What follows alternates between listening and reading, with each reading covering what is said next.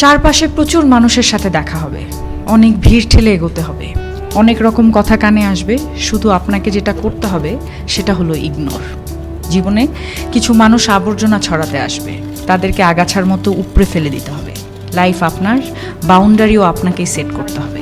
Negativity যেখানে দেখবেন সাথে সাথে সেখান থেকে দূরে সরিয়ে নেবেন নিজেকে। শুনতে খারাপ লাগলেও আপনার কাছের অনেক মানুষ আপনাকে খারাপ দেখতে চায়। তারা চায় সহানুভূতি নামক মলমের তলে একটু কাটা ঘায়ে নুন ছেটাতে। আপনি সিম্পলি সেই সুযোগটাই দেবেন না। অযথা তর্কে যাবেন না, বোঝাতে যাবার কোনো প্রয়োজন নেই। আপনার সামনে কেউ যদি বলে আপনি মূর্খ, তাই মেনে হেসে বেরিয়ে আসুন। ওই যে সময় আর এনার্জি বাঁচিয়ে নিলেন, ব্যাস কেল্লা ফতে। যে যা বলছে শুনে নিন, আর মুচকি হেসে শির দ্বারা সোজা করে নিজের সিদ্ধান্তটা নিজেই নিন। যারা নিজের সিদ্ধান্ত নিজে নিতে পারে তারা আসলে জীবন চেনে, বোঝে।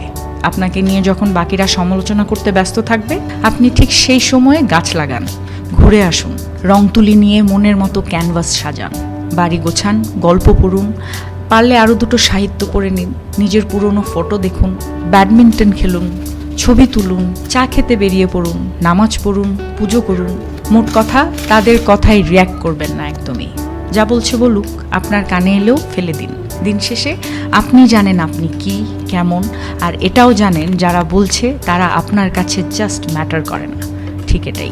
একটা বাউন্ডারি সেট করুন, একদম যাদের বা যার বুকে মিশে আপনি একদম শ্বাস নেবেন, যার সামনে আপনি আয়নার মতো দাঁড়াতে স্বাচ্ছন্দ্য বোধ করেন, শুধু তাদের কাছে এক্সপ্লেইন করুন, শুধু তাদের কাছেই ঝুঁকতে শিখুন। কারণ হয়তো তারা বা সে আপনাকে খারাপ দেখতে চাইবে না।